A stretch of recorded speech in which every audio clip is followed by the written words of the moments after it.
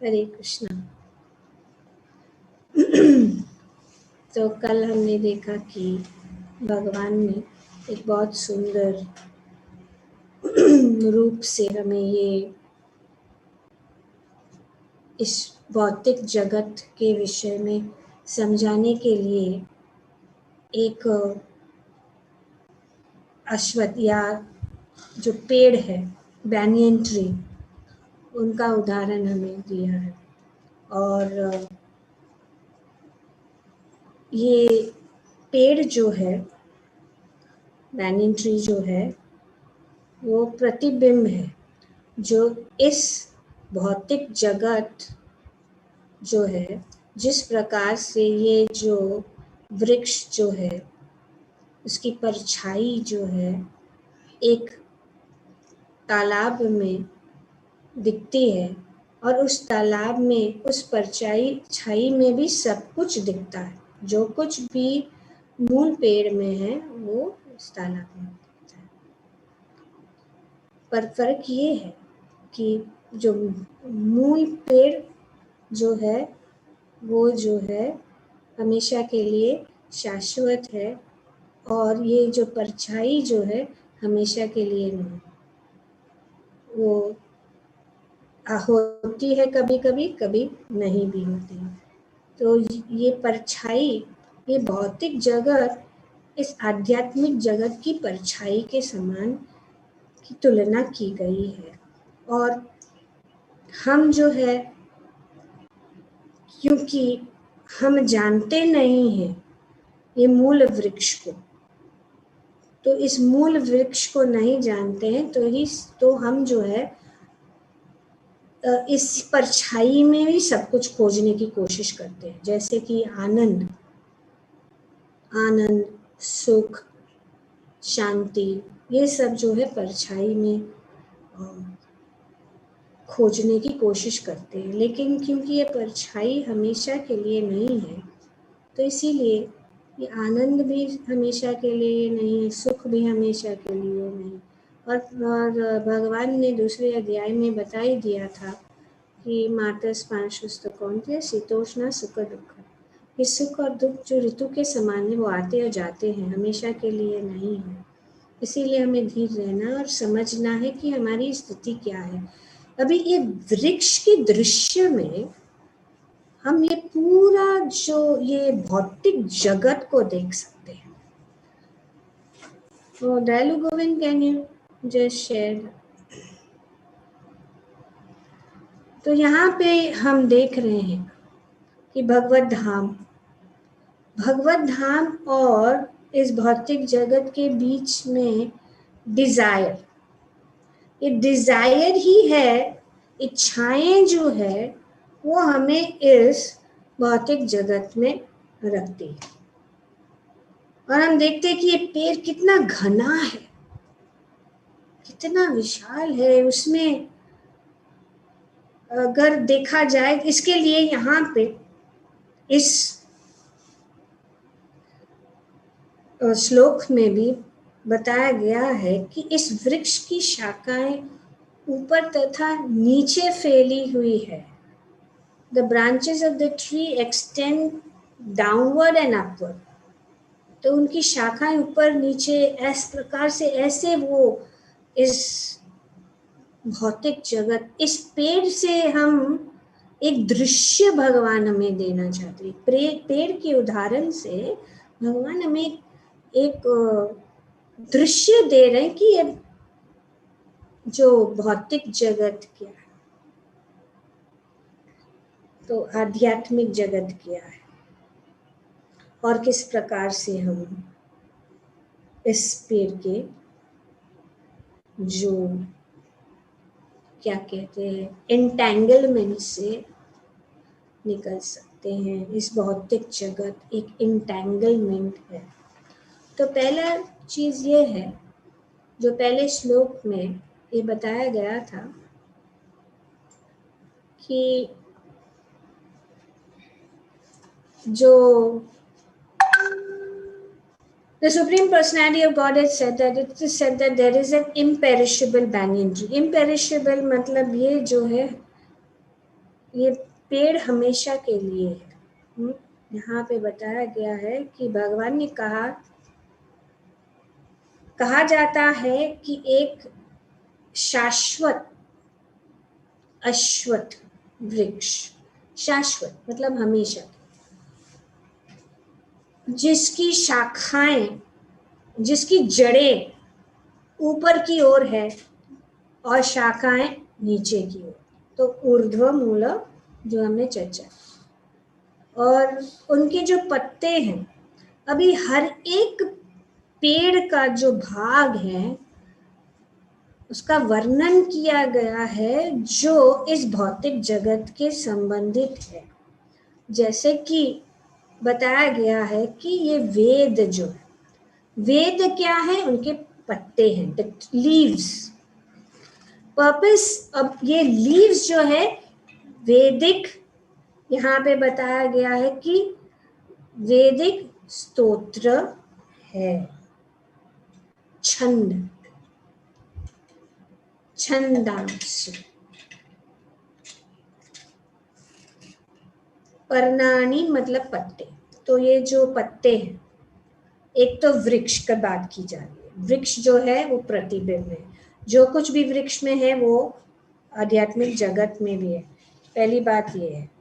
और ये वृक्ष जो है क्या प्रतीक है, इस भौतिक जगत में हम जो फंसे हैं उसका प्रतीक है।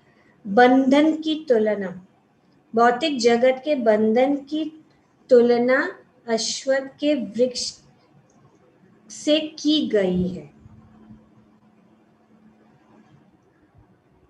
भौतिक जगत के बंधन, ये अश्वत्थ वृक्ष, क्योंकि ये अश्वत्थ वृक्ष बहुत ही समझ में नहीं आता है, जड़ कहाँ है और डालियाँ कहाँ हैं, इतना घना रहता है। और इस प्रकार से ये जो हमारा भौतिक जगत जिसको संसार कहते हैं, इस संसार रूपी इस पेड़ जो है बहुत ही घना है। तो पहला पॉइंट ये था, the purpose of studying the Vedas is to know Krishna, and one who knows Krishna, who is Krishna conscious already knows the Vedas. तो ये वेद जो है पत्ते, और वेद को पढ़ने का उद्देश्य क्या है, भगवान को जानना। और जिसने जो भक्ति में आ गया है, भक्ति भावनामृत में आ गया है, उसको मान लेना चाहिए कि उस वेद का ज्ञाता है। दूसरा पॉइंट यही था कि भौतिक जगत, entanglement of this material world is compared here to a banyan tree। तो इस फोटो में हम देख रहे हैं कि कितना घना ये पेड़ है, बहुत घना है, और इसमें जो है हम बंधे रहते हैं।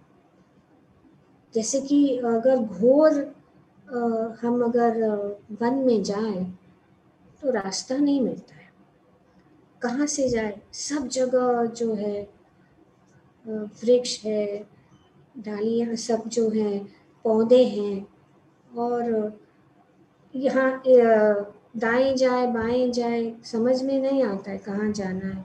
तो ऐसा ये भगवान जो है हमें दृश्य दिखा रहे हैं इन दो श्लोकों में।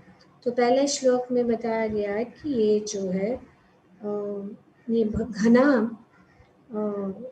वृक्ष है, और जो लोग सकाम कर्म में लगे हुए हैं उनको इस वृक्ष का अंत कहाँ है नहीं पता लगता।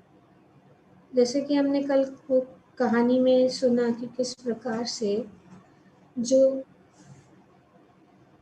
सकाम कर्म या जो अपने कार्य में लगा होता है, वो सिर्फ वो कार्य में इतना मग्न हो जाता है कि वो देख नहीं पाता है कि ये क्या है।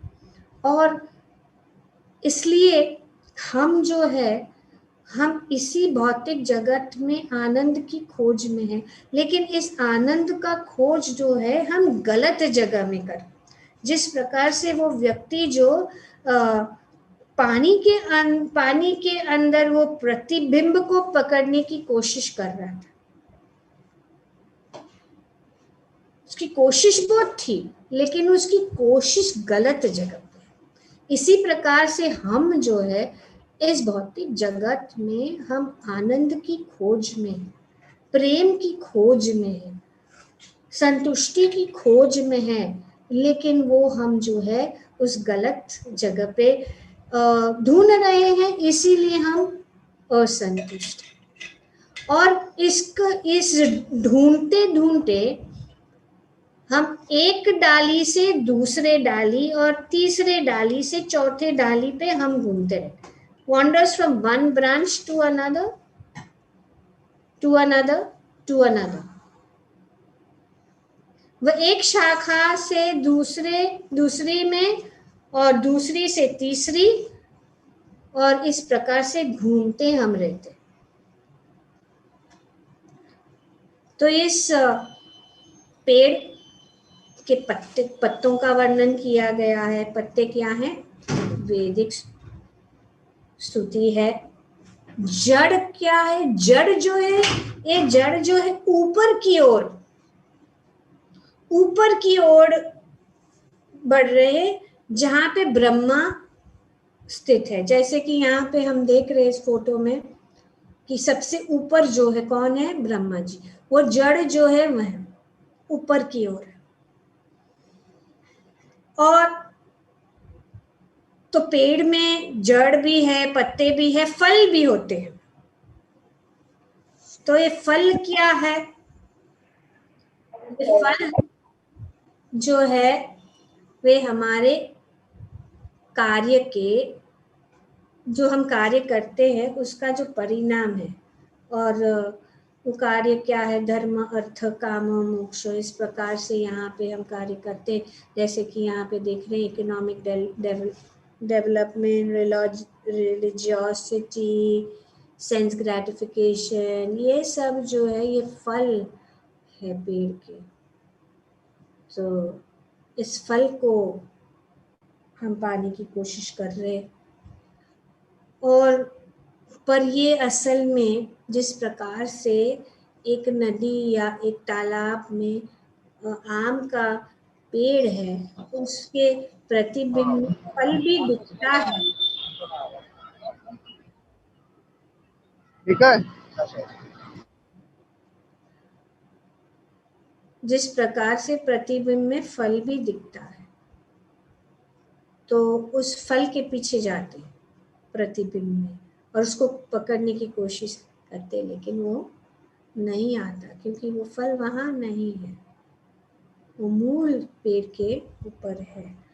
तो इस प्रकार से हमें इस प्रतिबिंब, या जैसे कहते हैं माया, कि माया का जगत, माया जो है नहीं, तो इस प्रकार से ये जो माया है, दैट विच इज नॉट, इस जगत में हम इस पेड़ के इसमें फंस जाते हैं। तो इसीलिए इस अध्याय बहुत ही महत्वपूर्ण है कि हम इस भौतिक जगत के विषय में समझें। जिस प्रकार से हम श्रीमद् भागवतम के दूसरा स्कंद बहुत ही टेक्निकल है, क्योंकि इस टेक्निकलिटीज को अगर हम समझेंगे तो हमें पता लगेगा कि जब ये दृश्य हमारे सामने आ जाएगा तो हमें पता लगेगा कि हमें क्या करना है। तो इसीलिए यहाँ पे ये बताया गया, ये 2 श्लोक में बहुत इंपॉर्टेंट है। और फिर आगे भगवान बताते हैं कि किस प्रकार से इस पेड़ से हम बाहर निकल सकते हैं, तो उसका उपाय भी है। लेकिन ये जो है पहले समझना है, क्योंकि हम कहाँ फंसे हैं। जब तक हम जानेंगे नहीं कि हम कहाँ फंसे हैं, तो हम बाहर निकलने की कोशिश ही नहीं करेंगे। तो इसीलिए one who understand this indestructible tree of illusion can get out of it. तो जिसने समझ लिया कि हाँ इस भौतिक जगत में कुछ रखा नहीं है, से बाहर निकलना है, इस पेड़ को समझ लिया, तो वो निकल सकता है। वेद भी जो है इसी पेड़ के पत्ते है। वैदिक स्तुति, वैदिक अनुष्ठान जो भी बताया गया है, वे जो है यहाँ पे बताया, one attracted to the ritualistic formulas of the Vedas does not exactly know the purpose of the Vedas. So जो है वेद में बहुत सारे विधि विधान बताए गए हैं, लेकिन अगर उनका उद्देश्य वेदों का नहीं समझेंगे और इस विधि विधान, पूजा और सब जो क्रियाएं बताई गई है वेदों में, तो हम जो है उस पत्ते के साथ ही पकड़ के रखेंगे, हम वो पत्तों को ही आकर्षित होंगे, और वो पत्ते तो ये पेड़ के अंदर है।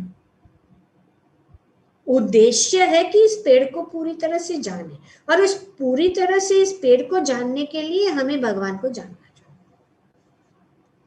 और जब हम भगवान को जानते हैं तो हम वेद को जानेंगे, और वेद का उद्देश्य क्या है कि हमें इस पेड़ से मुक्त करे, ना ही कि उनके ही जो छंदों और जो उनका जो बताया गया चीज है उसमें हम फंसे। तो उद्देश्य क्या है, जैसे कि यहाँ पे बताया गया कि वेदों का उद्देश्य भगवान ने स्वयं प्रकट किया है, वो है इस प्रतिबिंबित वृक्ष को काटकर आध्यात्मिक जगत के वास्तविक वृक्ष को प्राप्त करें। तो इज दैट क्लियर? अभी ये point clear. Let's go to the next slide डेल। तो आज के इस दूसरे श्लोक में और भी चीजें इस पेड़ के विषय में भगवान ने 2 श्लोक, ऑलमोस्ट 3, तीसरे में भी थोड़ा सा है, लेकिन वहां पे रास्ता बताया। तो हम सब इस घने जंगल में,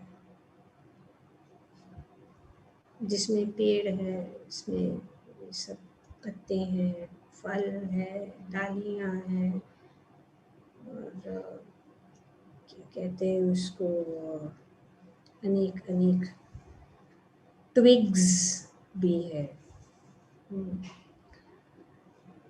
टहनियाँ। तो इस वृक्ष की शाखाएं ऊपर तथा नीचे फैली हुई है। कहाँ फैली हुई? ऊपर और नीचे फैली हुई है, और प्रकृति के 3 गुणों द्वारा पोषित है। अभी ये जो शाखाएं, उनका पोषण कैसे हो रहा है? प्रकृति के 3 गुण। और ये शाखाएं जो ऊपर की ओर है, नीचे की ओर है, तो नीचे की ओर जो है, नीचे की शाखाएं जो हैं, उस शाखाओं में जो विभिन्न योनियों, निचले भाग में जीवों के विभिन्न योनियां, यथा मनुष्य, पशु, यहाँ देखते हैं नीचे पशु, मनुष्य, अनेक अनेक जो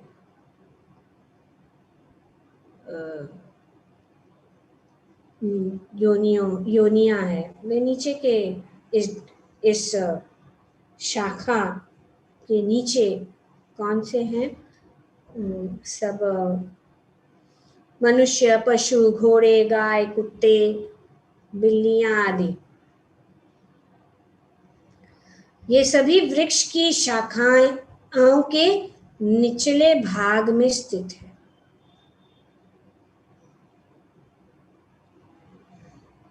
और ऊपर के भाग में कौन है?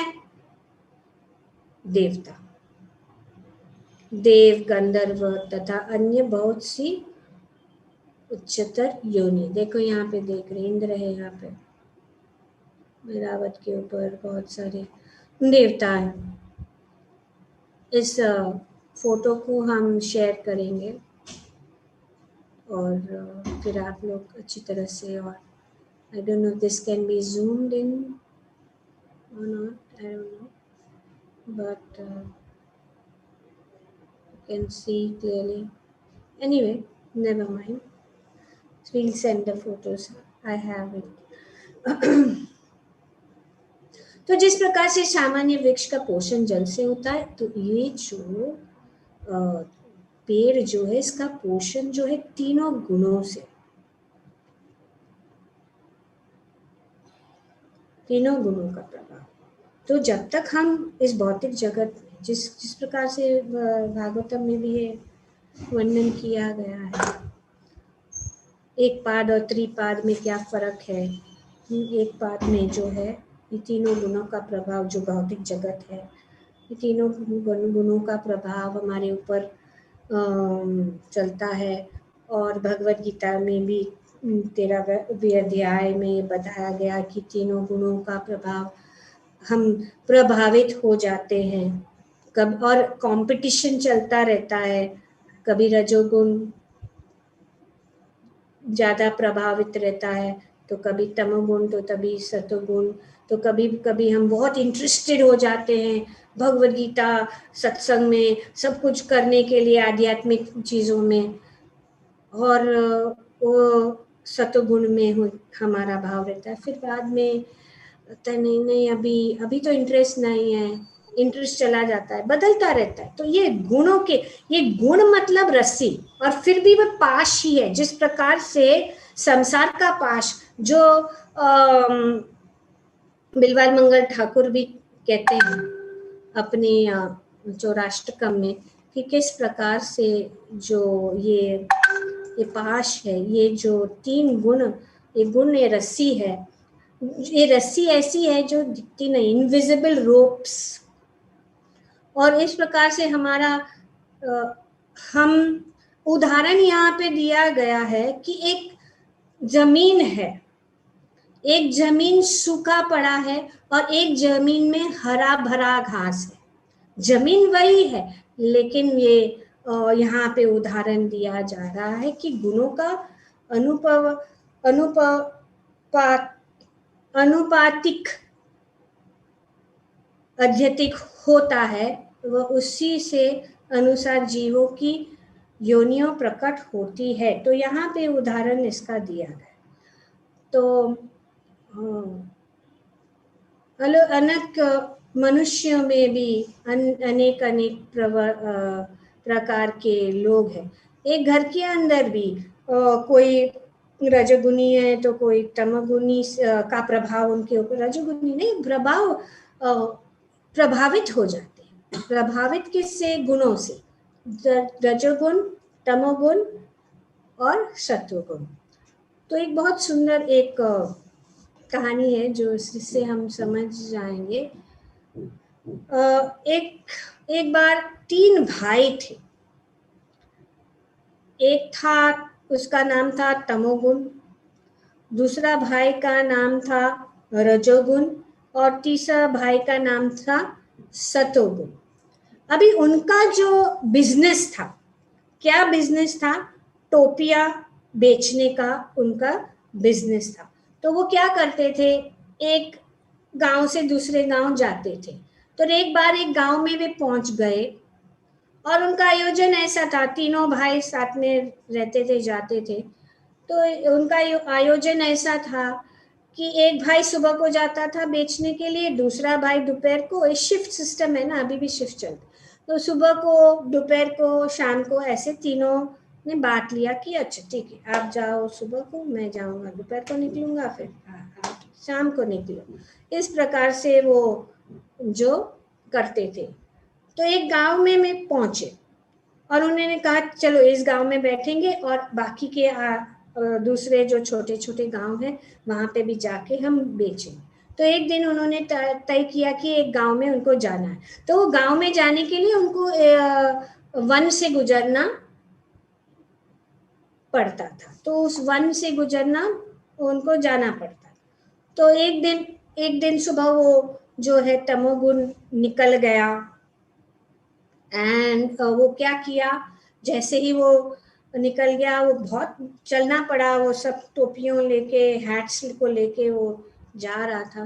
तो उन्हें दूर से मैं एक पेड़ देखा, तो उन्हें बोला चलो इतना मैं चल के आया हूँ, मैं थक गया हूँ, मैं थोड़ा इस पेड़ के नीचे थोड़ा विश्राम करूँगा और फिर मैं आगे जाऊँगा। तो जैसे ही वो विश्राम करने लगा तो उन्होंने सब जो अपनी टोपियां जो है वहां रख दी साइड में, और वो विश्राम करने में उनको नींद लग गई। जब वे नींद से उठे तो देखे अरे सब टोपियां गायब, कहाँ गए सब टोपी।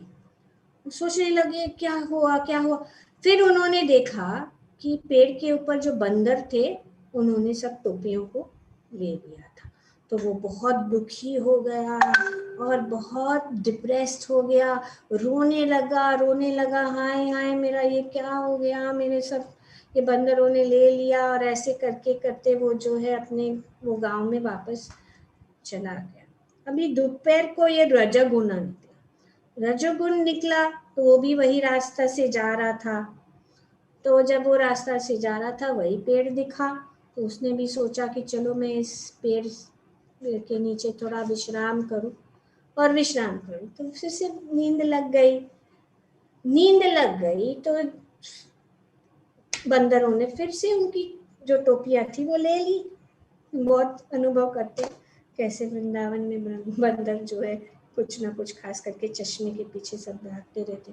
तो इस प्रकार से इन्होंने टोपी ली। तो जब उन्होंने उठा, जब उठ गया तो उन्होंने देखा कि अरे टोपियां कहाँ गई, सब टोपियां यहाँ पे थी, अभी कहाँ चली गई। तो उससे बहुत क्रोध आया। वो जोर जोर से वो बंदरों को चिल्लाने लगा और बंदरों को गाली देने लगा, और बहुत उन्होंने उनको मारने की कोशिश की, उससे वो छीनने की कोशिश की, बहुत कोशिश की। अंत में वो कुछ नहीं कर पाया। अगर बंदर बंदर है तो उन्होंने क्या किया, तो बहुत गुस्सा होकर वो जो है फिर से अपने गांव चले गए। उसके बाद में शाम को जब सतोगुण वो निकला, वो भी ऐसे ही चल रहा था। पेड़ के नीचे विश्राम किया, नींद लग गई, उठ गया तो देखा तो ये गायब, सब टोपियां गायब। देखा कि बंदरों ने ये ले लिया। तो शांत होकर सोचने लगा कि कैसा किया जाए, क्या किया जाए, सोच रहा था। तो उन्होंने सोचा ठीक है, अभी मुझे एक आइडिया है। उसका मन में एक आइडिया है। उसने क्या किया, अपने टोपी को निकाला, उसके सिर पे जो टोपी था उसको निकाला, बंदरों को ऐसे से दिखाने लगा, उनको चिढ़ाने लगा बंदर। तो बंदरों ने भी सोचा अच्छा हम भी आपको, तो वो भी अपने टोपियों को निकाल के सब दिखाने लगे ऐसे। तो जब उन्होंने ऐसा किया तो वैसे चिढ़ा रहा था, तो बंदर भी चिढ़ रहे थे, वो भी ऐसे से कर रहे थे, जैसे वो कर रहा था वो भी कर रहे। तो अंत में उसने क्या किया, चिढ़ा रहा था, फिर उसने उसकी टोपी लेके जमीन के पटक दिया, फेंक दिया नीचे। तो सब बंदरों ने अपनी अपनी जो टोपियां थी सब नीचे फेंक दिया। तो इस प्रकार से जो उन्होंने शांति से बुद्धि चला के जो है इस समस्या से उसने हल कर दिया, और वो सब टोपियां ले ली उन्होंने, और फिर वो उसको लेकर मार्केट में गया और बहुत अच्छा सब जो बिक्री करके अच्छा मुनाफा कमाया और फिर वापस आया।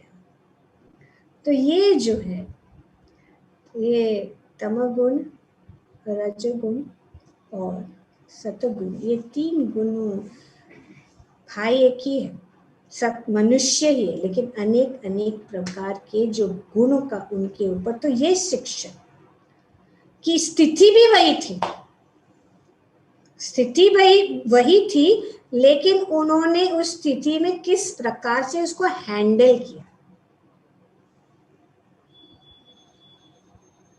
इसलिए क्योंकि हम जो सब है ये 3 गुणों के जो इनविजिबल रस्सी से, अदृश्य रस्सी से कंट्रोल किए गए। तमोगुणी तमोगुणी व्यक्ति जो है वो जैसे कि पहले भाई जब वो उस स्थिति में आया तो क्या हो गया, डिप्रेस्ड,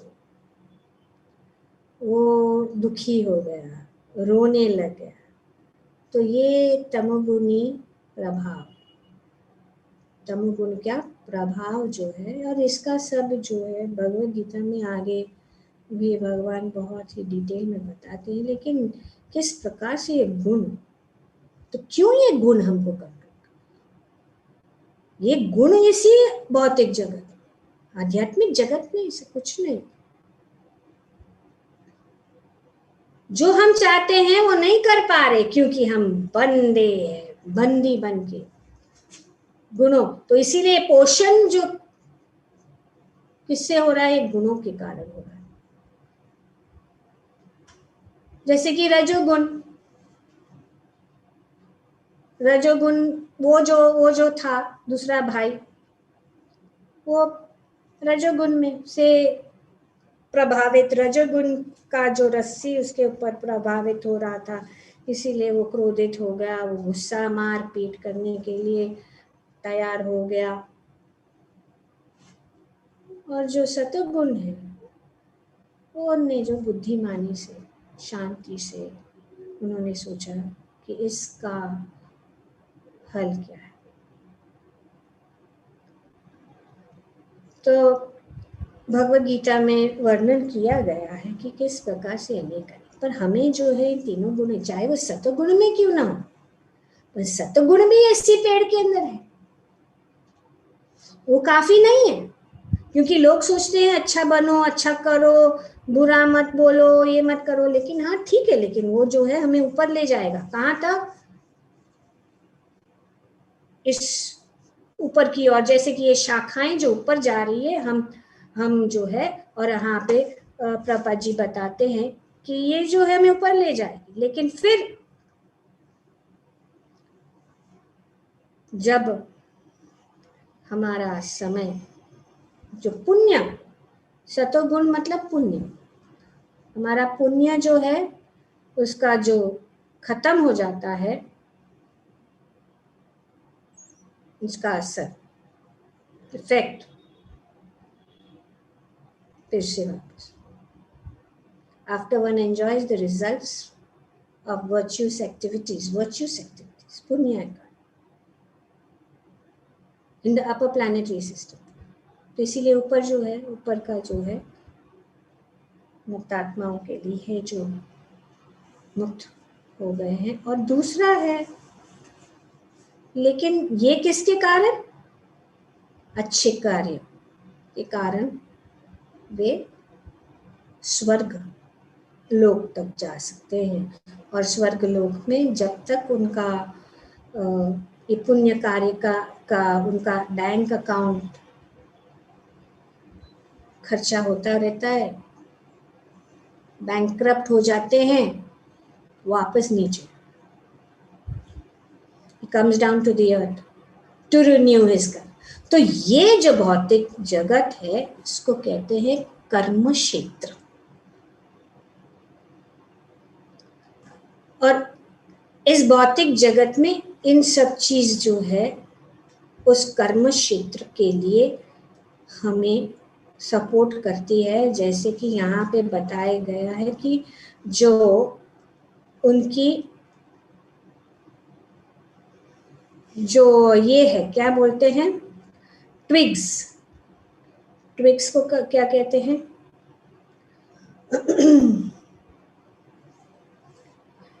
टहनिया। हाँ, टहनिया। ये टहनिया क्या है, ये जो है इंद्रिय, इंद्रिय विषय, और डालियों के टिप ऑफ द ब्रांचेस क्या है, इंद्रिया। जैसे कि इंद्रिय विषय मतलब ध्वनि, स्पर्श, रूप, ये सब। और जो इंद्रियां क्या है, आँख, नाक, कान, ये सब। और दूसरी भी शाखाएं, सब्सिडरी शाखाएं,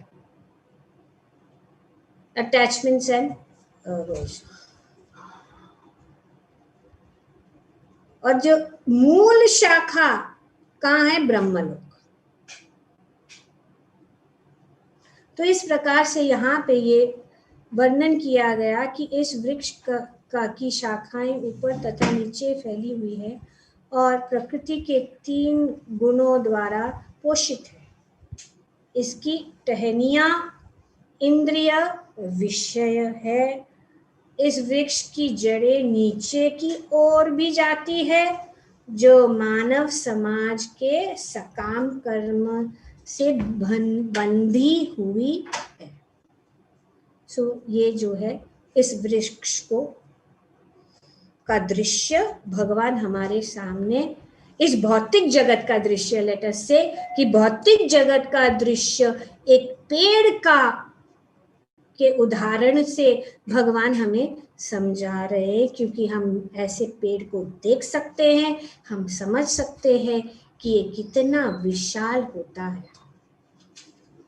सबसे विशाल ये जो अश्वत्थ का पेड़ है प्रयागराज में प्रयागराज में देखेंगे, इतना विशाल, कभी भी आज तक इतना हजारों आई डोंट रिमेम्बर नाउ, लेकिन कितना हजारों साल जब हम कुंभ मेला में गए थे प्रयागराज में, वो सब पेड़ जो है वो उसका नाम क्या है, खंड पेड़ कुछ है, वो अश्वत्थ का पेड़, इतनी शाखा, उसको देख के हम समझ सकते कि ये जो है इतना विशाल। और I'd like to thank Dalu Govind Prabhu and Pramila also for preparing this wonderful slides to be able to, I hope, उम्मीद है कि इस स्लाइड से आप लोगों को इस विषय का समझ में आया होगा। भगवद गीता का यहाँ पे इस पुरुषोत्तम मास में कहा गया कि 15वां अध्याय श्लोक को बोलना चाहिए, लेकिन श्लोक को बोलने से ये काफी नहीं है, ठीक है, उससे लेकिन उसको समझना भी चाहिए, नहीं तो फिर जो इस महीने का जो लाभ हम उठाना चाहते हैं, उस गहराई से हम उस लाभ को नहीं समझे, हम एक रिचुअल की तरह करेंगे, जस्ट एज अ रिचुअल। अध्ययन में भगवान के साथ संपर्क जोड़ना है तो हमें समझना है, और इस महीना जो है इसमें हमें भगवान के साथ संपर्क आसानी से कर सकते हैं, लेकिन अगर हम जानते ही नहीं हैं तो इसीलिए जानना जरूरी है। सिंपली श्लोक बोलना काफी, दोनों साथ में। तो इस विषय में 2 चीजें हैं। There are primary 2 reasons for reading. पढ़ना, भगवद गीता को पढ़ने के 2 कारण हैं। एक है समझने के लिए, to understand and to implement.